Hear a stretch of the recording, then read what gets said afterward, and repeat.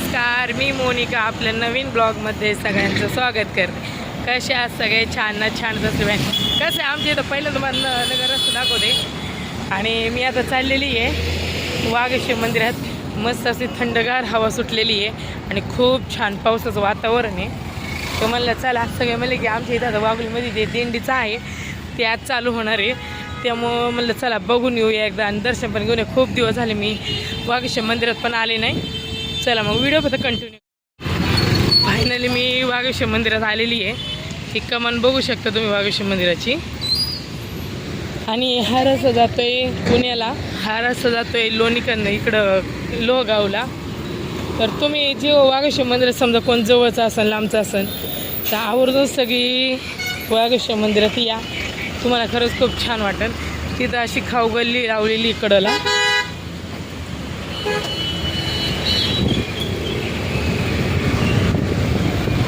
आणि आल्यानंतर असं छान मस्त इथं विक्रेते बसलेले असतात. असे फुलं बिलं विकायला असे विक्रेते बसलेले. मग आपण एंट्री इथून करतो.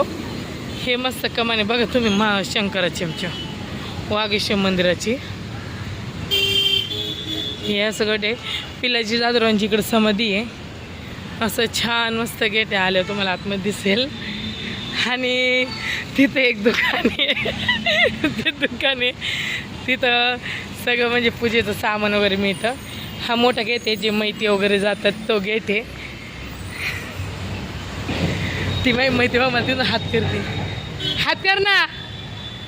हा ती हात करते दिसते बाटली दाखवते मला. तर म्हणलं चला आपण जरा आज मंदिरात जाऊन येऊया.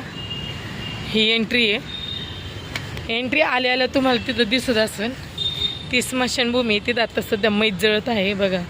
तुम्हाला दिसत असेल ना बघा मैत जळती तिथं. काही दुसरं आपण पण इथंच येणार आहे मित्रांनो. त्यामुळं असं केलं अशी एंट्री आहे बघा. वागेश्वर मंदिर खूप छान आहे आणि जुनं आहे सगळ्यात. इथं ऑफिस वगैरे सगळं इथं बघा. सगळ्यात आधी मेन न्यूज काय लावलेली इथं वागेश्वर क्षेत्र. आपण आपल्या घरात कॉलेज कट्ट्यावर बाजारात नाही तर एका विविध शिवस्थानावर आधारित आहे भान असावे. मग याचे असलेले की घाण वगैरे कपडे घालून येऊ नका, वन पीस वगैरे घालून येऊ नका.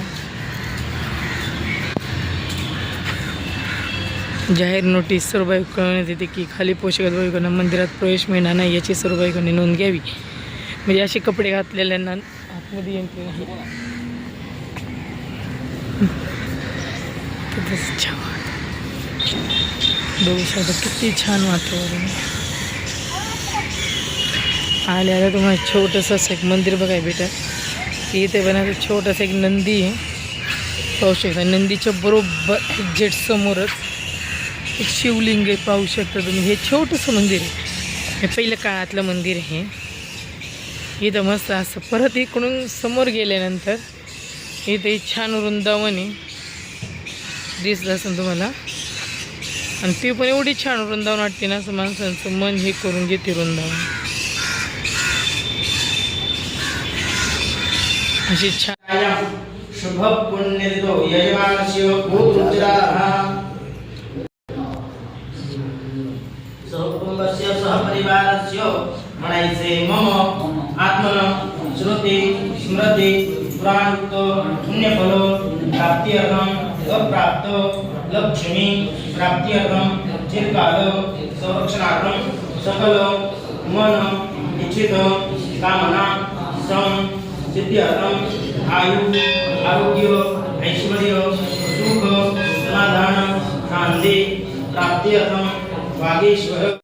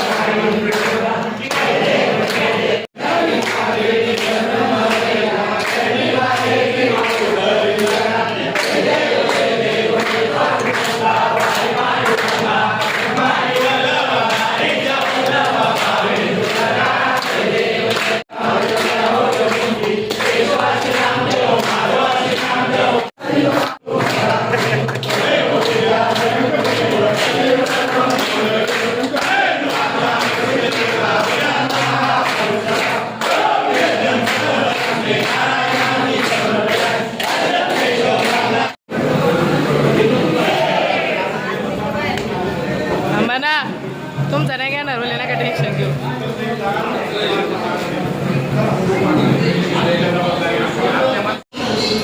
आता थोडी कमी गर्दी झाली.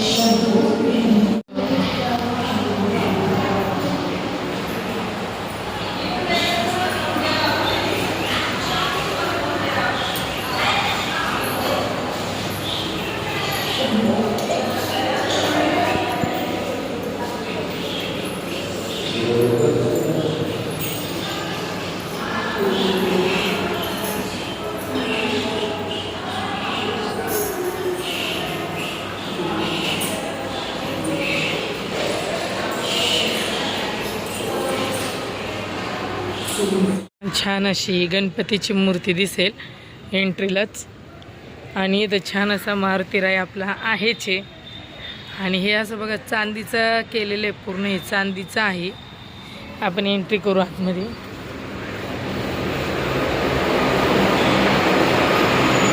मस्त कासव आणि त्याच्यावरती घंटा. हा व्हिडिओ बनवते आपण 4:45 वाजता. हा व्हिडिओ होईल उद्या अपलोड, उद्या सकाळी. परत आतमध्ये एंट्री करण्या टायमिंगला हे तुम्हाला असं चांदीचं दरवाजाचं परत दिसेल. कारण आता सगळी गेल्यात त्यामुळे थांबावं लागलं आपल्याला पण थोड्या वेळासाठी. आतमध्ये आल्या आल्या मस्त असं मन प्रसन्न, असं छान मन प्रसन्न वाटतं इथं. असं मस्त बघा तुम्ही, हे पूर्ण असं कोरीव काम आहे इथं. फॅन वगैरे सगळे बघ भाविकांना आल्यानंतर तेरसोळ वगैरे. आणि ह्या महादेवाचं खूप हे की आपण जे बोललेलं प्रत्येक मनोकामना इथं पूर्ण होतात. चला मग आपण पुढं बोलूया, कारण आता कोण नाही मंदिरात, पण कमी लोक आहे. इथं शिवलिंग बघा छान, की ते एवढं छान दर्शन होतं तुम्हाला इथं आलं ते एवढं छान वाटेल ना, खूप मस्त वाटेल. तर तुम्ही तिकडं बॅक नंदी दिसतोय का, नंदी बरोबर समोरची बघा आमच्या, त्याच्या तोंडात कोणीतरी पेढा घातलाय. हे बरोबर असं समोर, बरोबर इथं समोरच बघा शिवलिंगाच्या. तर कसं वाटलं तुम्हाला मंदिर?